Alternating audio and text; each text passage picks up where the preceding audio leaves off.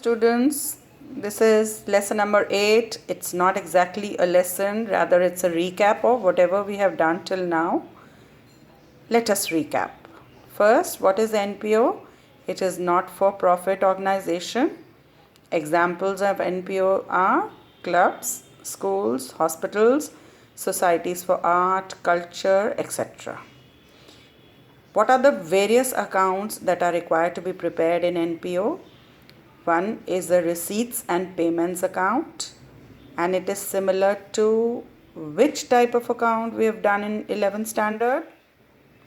The second is income and expenditure account. It is also quite similar to an account prepared in 11th standard. And balance sheet, we can be asked to prepare two types of balance sheet. Can you tell me what are those two types of balance sheet? Now, this page I have prepared for all those who are becoming anxious about how to solve a question. See, different types of question can be asked on this topic. I have given you 6 examples. Left side will be given and right side you will have to prepare. So, left side is given in the question and right side what you are supposed to prepare.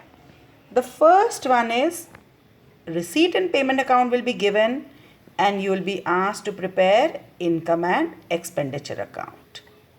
Second one, receipt and payment account and balance sheet would be given.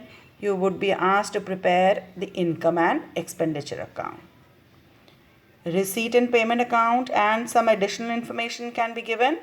You will be asked to prepare income and expenditure account.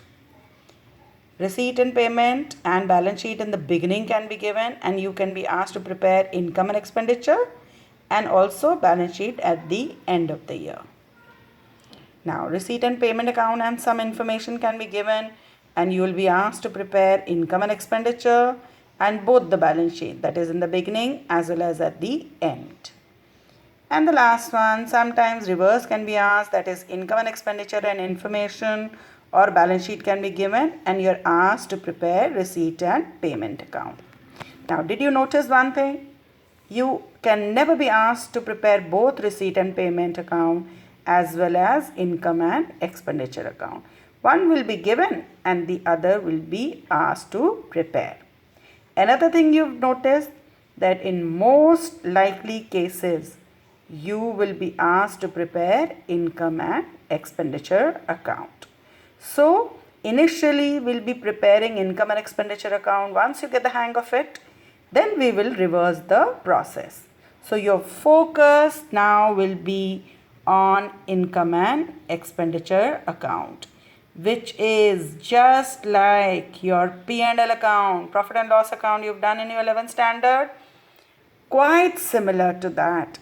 So, keep in mind profit and loss account and you will get it. Now, I am taking these terms because most of the terms are new to you, so I am taking these terms. Why am I using these two different colors? Any guesses? I think you know it. Let us begin. The first one is called entrance fees or admission fees. It is generally taken to income and expenditure account, but sometimes it can be taken to the balance sheet also, especially if it is received only once. Read NCERT, it is clearly given. I'll repeat here, like in our schools, we are giving entrance fee or admission fees every year. So it's a recurring income. That is why it will go in the income and expenditure. But in some organization, if this is received only once, then it has to be capitalized. Life membership fees has to be capitalized because it is given only once. NPO receives it from the members. Subscription, normal subscription, income and expenditure, special subscription to be capitalized, that is shown in the balance sheet. Donation, general donation, income and expenditure, special donation, balance sheet. Sale of newspapers and periodicals, both purchase as well as sale will always be shown in the income and expenditure account. Legacy, is to be capitalized, that is shown in the balance sheet. Grants, if these are regular grants, maintenance grants, etc., it will be shown in the income and expenditure. Special grants, all special things go to the balance sheet.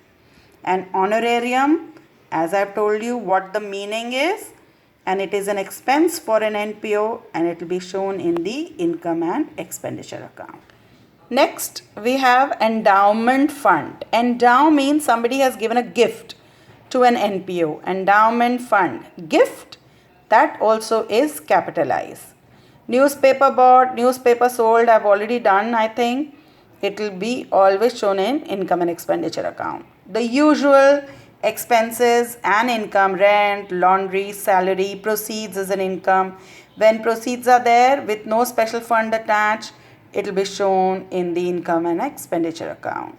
And number 12, can you see sale of asset? I am not using any color. Any guesses why? When an asset is sold, when a fixed asset is sold, only the gain or loss will be shown in the income and expenditure account. Now, we go on to our favorite, subscription. What is subscription? It is an income for not-for-profit organization. Any outstanding or received in advance subscription in the beginning of the year will be shown in the balance sheet in the beginning. Any subscription outstanding at the end of the year or received in advance at the end of the year will be shown in the balance sheet at the end of the year. In income and expenditure account, only subscription received for the year will come. That is only current year subscription. Now, this subscription can be calculated by either preparing subscription account or by using the formula. I'm not giving you the details right now because I've already prepared a separate video on this. So once again, subscription outstanding and received in advance. Subscription outstanding will be an asset. Received in advance will be a liability. Any detail regarding that in the beginning of the year will be shown in the opening balance sheet. The details at the end of the year will be shown in the closing balance sheet. And current year subscription, whether received or outstanding, all that will be added, subtracted by using either the formula or by preparing subscription account. So this is very, very important. I'm sure you must be having many doubts on this, and I will try to clarify it more and more. Some of you have practiced well. Next, funds. Very, very simple. All funds go to the balance sheet. Funds, it's income, it's expense, and in case any interest is earned from the fund invested outside, all will be together added and subtracted on the liability side. Only a fund which is invested outside will be shown in the asset side. So funds are simple. All funds go to the balance sheet. Only two exemptions are there. Interest on general fund investment. Since it's a general fund, it doesn't have special purpose, so its interest will be shown as a normal income in the income and expenditure account. And what happens when expense is more than fund and all the income added? If the expense is more, that excess of the expenditure will be shown in the income and expenditure on the expense side. Now, next one is consumable items. What are consumable items? I've given you the list. Medicines, stationery, sports goods, bats and balls. These are covered under a completely different head called consumable items. How are consumable items treated? Simple. Opening stock, opening balance sheet. Closing stock, closing balance sheet. Consumption in the income and expenditure account on the expenditure side. How do you calculate consumption? There are two ways of calculating consumption. Either if purchases are given, the formula is different. If payment to creditors are given, formula is different. Payment to creditors, if it is given, you can either calculate the consumption by using a long formula, or you can first prepare creditors account to find out purchases and then use the same formula as purchases. So this I'll repeat again. Consumption is to be calculated Be careful what is given. Purchases are given or payment to creditors are given.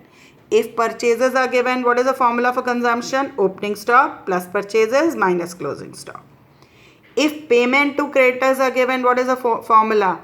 Opening stock plus payment minus closing stock plus creditors at the end plus advance in the beginning minus creditors in the beginning minus advance at the end.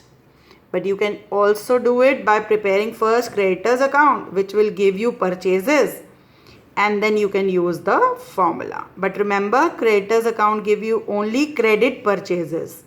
So in case the question mentions cash purchases also, do add the cash purchases and then use the simple formula. So this is important consumption. Now, as I told you, I'll be asking you quick question and answer. So question number 1. Where are funds shown? You know the answer. Question number 2. Where will you show subscription outstanding at the end of the year? Question number 3. Income and expenditure account show only revenue items. Is it true or false? Next, donation for building is shown in the balance sheet. True or false? I'm sure you're getting the answer. Question number 5. If the question asks you to capitalize entrance fees, if the question says capitalize entrance fees, where will you record it? In income and expenditure or the balance sheet? Come on, important word is there. Question number 6. If a fixed asset is sold for no profit, no loss, will you show it in the income and expenditure account? A twist. Think about it. Next one. What is capital fund or general fund? And the last one. Where do you find surplus or deficit?